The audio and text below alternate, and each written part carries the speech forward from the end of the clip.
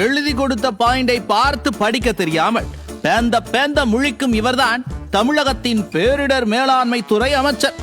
இந்த காட்சிகளை பார்க்கிற போது பள்ளி ஆண்டு விழாவின் போது நடக்கும் பேச்சு போட்டியில் குழந்தைகளுக்கு டீச்சர் சொல்லிக் கொடுப்பார்களே, அப்படித்தான் இருக்கிறது. தனது துறை சார்ந்த பணிகளை புள்ளி விவரங்களை சொல்ல முடியாமல் அமைச்சர் திணறுகிறார். அருகில் இருக்கும் அதிகாரி கண்டிப்பான குரலில் எடுத்துக் கொடுக்கிறார். அவர் சொல்லும் தொனியை பார்க்கும் போது எல்லாம் தலைவிதி என நொந்து கொண்டே சொல்வது போல இருக்கிறது. அது சரி, எழுதி கொடுத்த பிறகு பார்த்து படிக்க தெரியலனா எரிச்சலா தானே இருக்கும்.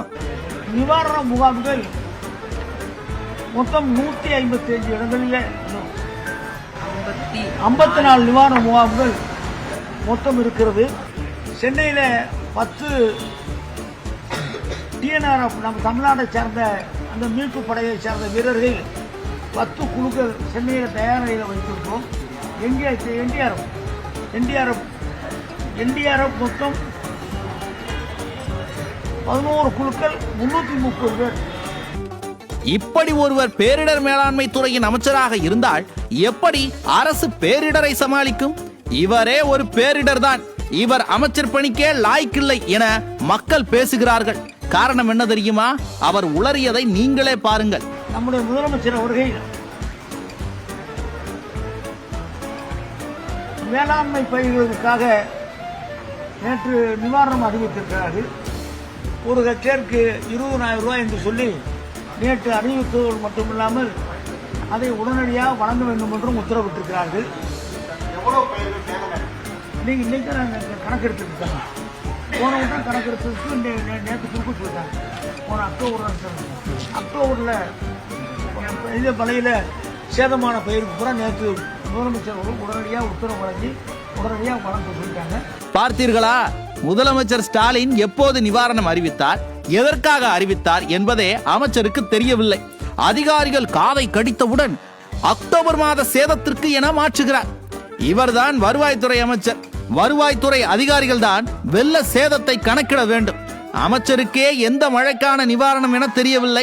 அதாவது அக்டோபர் மாதம் டெல்டா மாவட்டத்தில் பயிர்கள் சேதமானது. அப்போது எதிர்க்கட்சி தலைவர் விவசாயிகளின் வேதனைகள் குறித்து எடுத்து சொல்லி உடனே நிவாரணம் அறிவிக்க சொன்னார். அதற்கான நிவாரணத்தை நேற்றுதான் ஸ்டாலின் அறிவித்திருக்கிறார்.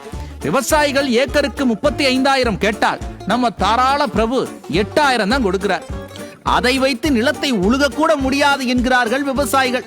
இந்த சூழலில்தான் அந்த நிவாரணம் எதற்காக அறிவிக்கப்பட்டது என்பதே இந்த அமைச்சருக்கு தெரியவில்லை. இவர் எப்படி சரியாக நிவாரணத்தை கணக்கிட்டு கொடுப்பார்? விவசாயிகளுக்கு நிவாரணம் கிடைச்ச மாதிரிதான்.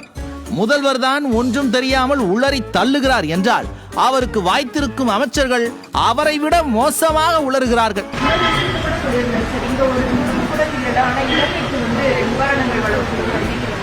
கேட்டாம்பாரு கேள்வி. இங்கேயே வாழுது, இலங்கையில போய் கிழிக்க போறீங்களான்னு. அதற்கு அமைச்சர் உருட்டிய உருட்டும் அடேங்கப்பா ரகம்தான். மனிதாபிமானமா? யாருக்கு?